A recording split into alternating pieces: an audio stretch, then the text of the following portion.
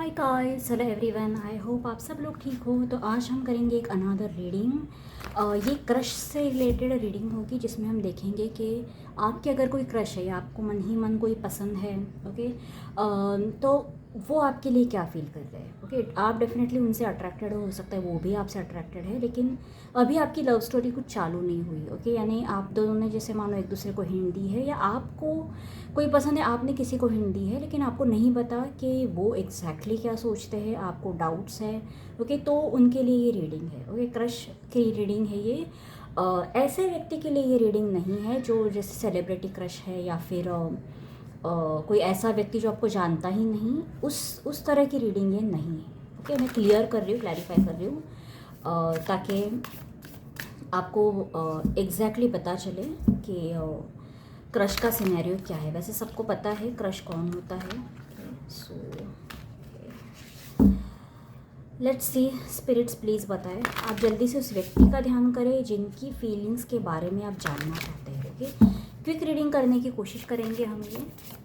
Universe मुझे बताए मेरे व्यूअर्स जिसके बारे में सोच रहे हैं, जिस क्रश के बारे में सोच रहे हैं, उनकी क्या फीलिंग्स है। मैंने अभी हाल ही में अपनी ऑडियो डिवाइस चेंज किया है थोड़ा बेटर साउंड क्वालिटी आने के लिए। अगर वर्क कर रहे हैं तो आप कमेंट में लिख सकते हो, या फिर मतलब मुझे थोड़ा आइडिया लग जाएगा। थोड़ा बैकग्राउंड नॉइज़ भी कम हुआ और आई थिंक थोड़ी क्लैरिटी बेटर आने के लिए मैंने ये किया है। So let's C, hope it's working. Okay, so let's सी आपके क्रश की फीलिंग्स, आपके क्रश आपके लिए क्या फील कर रहे हैं। याद रखना ये कोई ऐसा व्यक्ति है जो आपको पसंद आ गया है। ओके, सो लेट्स सी आपके क्रश आपके लिए क्या फील कर रहे हैं। The devil, 7 of cups. Okay, आपके जो क्रश है ये आपसे अट्रैक्टेड ज़रूर है, लेकिन याद रखना ये कोई फिजिकल या सेक्सुअल अट्रैक्शन है। मैं आपको एक्सप्लेन करती हूँ। पहले हम सारे कार्ड्स निकालेंगे। यूनिवर्स मुझे बताए इनकी क्रश की फीलिंग्स और बताए। 9 of wands, 6 of pentacles. I hope आपको कार्ड्स दिख रहे हैं। 4 ऑफ पेंटिकल्स। ओके, नहीं दिख रहे तो भी मैं आपको एक्सप्लेन करूँगी, बताते जाऊँगी। Okay, don't worry.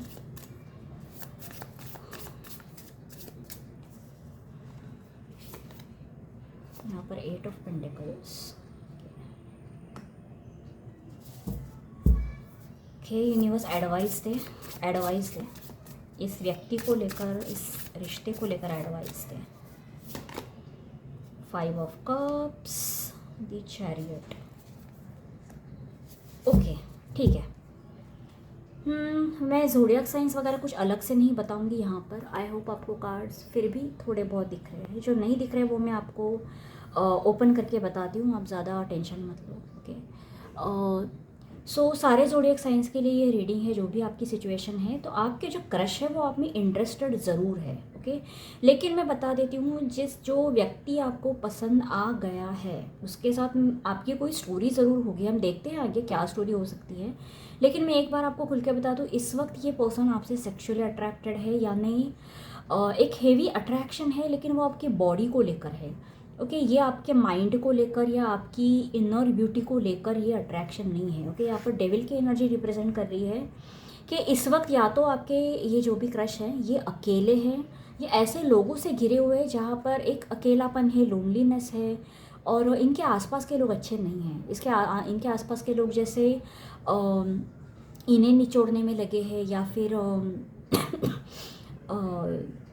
फिर ये परेशान है। बेसिकली इनका सगा कोई इनके आसपास इस वक्त है नहीं, और जो लोग हैं ये मतलब ये इन्हें ठीक से ट्रीट नहीं कर रहे, या ये खुद इन लोगों से खुश नहीं है। ओके, अगर ये किसी रिलेशनशिप में भी है, अगर कोई थर्ड पार्टी है, अगर ऑलरेडी आपको पता है कि ये पर्सन किसी को डेट कर रहा है, क्योंकि मुझे इस तरह की एनर्जी भी मिली है कि इस पर्सन के पास ऑप्शंस है। ओके, क्योंकि ये ऑब्स्टेकल में आया है। ये पर्सन अगर अब तक आपसे जुड़े नहीं हैं, अगर आप दोनों का अभी तक कुछ बातचीत नहीं हुई, कोई डेटिंग का सिनेरियो नहीं बना, तो उसका एक ही रीज़न है कि आपके पार्टनर, ये पर्सन के पास बहुत सारे ऑप्शन हैं। क्योंकि अगर आपको लगता है कि इनके पास आसपास लोग नहीं है, अगर ये लड़का है तो आसपास बहुत लड़कियां हैं जो इन्हें लाइन दे रही है, या फिर इन्हें इम्प्रेस करने की कोशिश कर रही है। अगर ये लड़की भी है तो इनके आसपास बहुत सारे लड़के हैं, ओके, जैसे मानो हो सकता है ये किसी डेटिंग ऐप पे वगैरह है, ओके, या फिर समहाउ ये लड़कों से मिलते हैं या इन जनरल टेक्सटिंग होती है। आपको अच्छे से पता है इनका जेंडर क्या है, मेल है फीमेल है, आप उसके अकॉर्डिंग देख लो। लेकिन जो एनर्जी मुझे मिल रही है कि इनके पास ऑप्शन है, ये भी लोगों को अप्रोच करते हैं, लोग भी इन्हें अप्रोच करते हैं, ओके। लेकिन जो भी लोग इन्हें अप्रोच कर रहे हैं या जिनके भी साथ ये कनेक्ट होते हैं वहाँ पर बात नहीं बनती, ओके। थोड़ा 1 महीना 2 महीना, ज़्यादा से ज़्यादा 6 महीना कुछ डेटिंग चलती है और उसके बाद इन्हें इनके असली रंग पता चल जाते हैं कि अरे यार ये तो मेरे लिए सही नहीं था, ये तो एक रेड फ्लैग था, इसने तो मेरा फ़ायदा ले लिया, या कोई ना कोई फ़ायदे के चलते ही इनके आसपास के लोग इनके साथ है, यानी डेटिंग सिनेरियो में, ओके। रोमांटिक रिलेशनशिप में बता रही हूँ, इनका कोई ढंग का रिलेशनशिप ना अभी है ना कुछ रिसेंट पास्ट पे मुझे दिख रहा है, क्योंकि मुझे यहाँ पर स्ट्रगल दिख रहा है, ओके। आपके प्रति ये एग्जैक्टली क्या फील करते हैं मैं आपको बता देती हूँ। लेकिन एक इन्होंने जो रिलेशनशिप में फ़ील किया है वो ये है कि फेल्योर्स है, ये अपना दे रहे हैं, ये ट्राई कर रहे हैं कि अच्छे रिलेशनशिप में आए, अच्छा रिश्ता बनाए, लेकिन इन्हें फेल्योर्स मिले हैं, ओके। और इन्हें आपको लेकर ये थोड़े बहुत पॉजिटिव है, क्योंकि मुझे नियर फ्यूचर में ऐसा दिख रहा है कि ये कोई तो स्टोरी आपकी बनने ज़रूर वाली है, ओके। लेकिन ये बहुत ज़्यादा रिस्क लेने को रेडी नहीं है, और ये इसके लिए क्योंकि पास्ट में इन्हें बहुत धोखे मिले हैं और इनका हार्ट ब्रेक हुआ है और बहुत चोट खाई इन्होंने, और इन्हें ऐसा लग रहा है कि यार अभी जो भी जिस भी रिश्ते में बनना है, मुझे ट्रस्ट इश्यूज़ है, मुझे सोच समझ के ही किसी रिश्ते में बनना पड़ेगा, ओके। इसीलिए बहुत घाई करते हुए मुझे नहीं दिख रहा है, लेकिन यस एक ट्रस्ट इश्यूज़ है इस पर्सन को, ओके। मैं ये नहीं कहूँगी कि ये कम्प्लीटली क्लोज्ड ऑफ है, ये इंटरेस्टेड है, और इनके पास जो ऑप्शन है उनमें से एक ऑप्शन आप भी हो, ओके। लेट्स से यूनिवर्स मुझे बताए ये बेसिकली रिस्क नहीं लेना चाहते, ओके। ये रिस्क नहीं, ये फूक के कदम रखना चाहते हैं, क्योंकि इन्हें ऐसा लगता है कि जिस तरह से बाकी लोगों ने इनका फ़ायदा लिया है, कहीं आप भी वैसे ही ना निकले, कहीं आपके साथ भी ये चोट ना खा ले। यूनिवर्स मुझे बताए इनके लिए ये डीपली क्या फील करते हैं।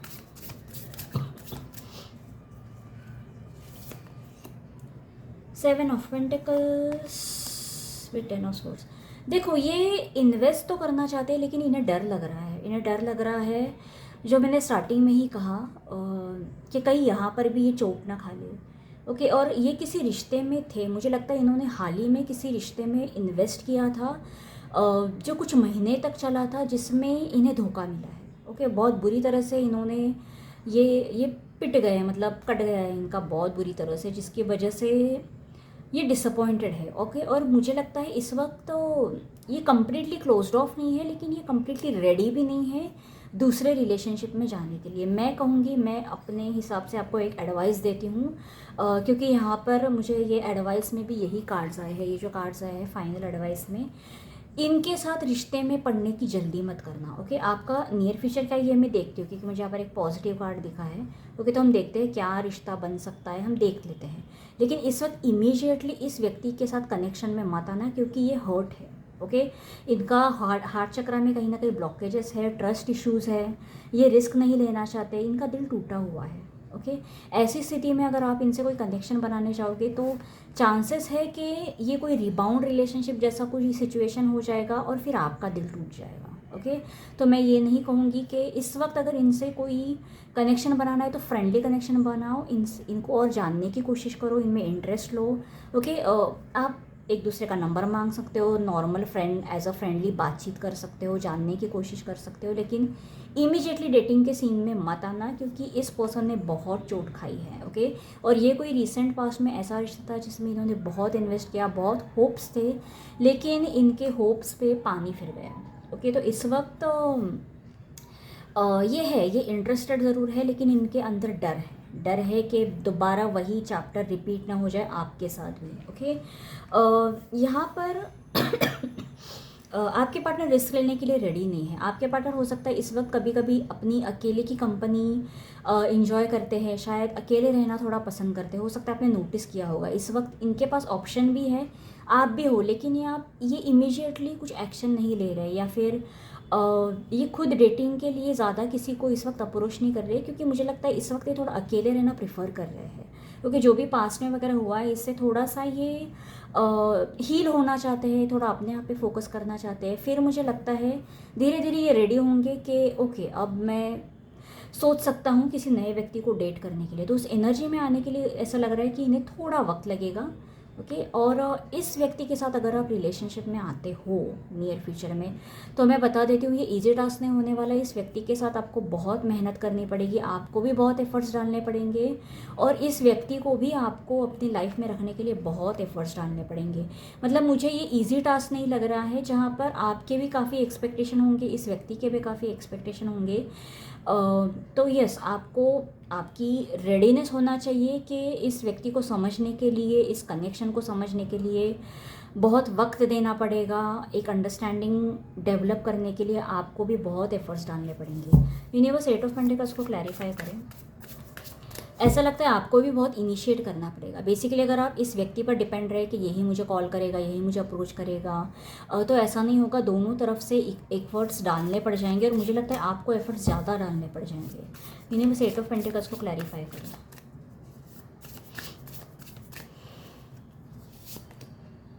3 ऑफ सॉर्ड्स, यस, ये इसलिए होगा क्योंकि आपके पार्टनर बहुत हर्ट है, बहुत हर्ट है। देखो इस पर्सन ने ना कुछ ज़्यादा ही चोट खा ली है अपने पास्ट के रिलेशनशिप में, बहुत बहुत ज़्यादा। मतलब मुझे लगता है कहीं ना कहीं आप इनके लिए एक हीलिंग का माध्यम बन के आएंगे। ओके, यानी एक मिनट, मैं नियर फ्यूचर की एनर्जी देख लेती हूँ एग्जैक्टली। यूनिवर्स 6 ऑफ पेंटिकल्स को क्लैरिफाई करें। एग्जैक्टली नियर फ्यूचर इन दोनों के बीच में क्या हो सकता है? नियर फ्यूचर इन दोनों के बीच में क्या हो सकता है?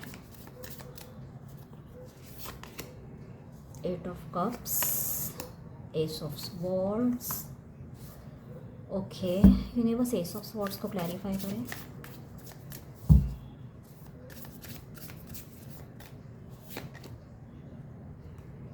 दी हर्मिट।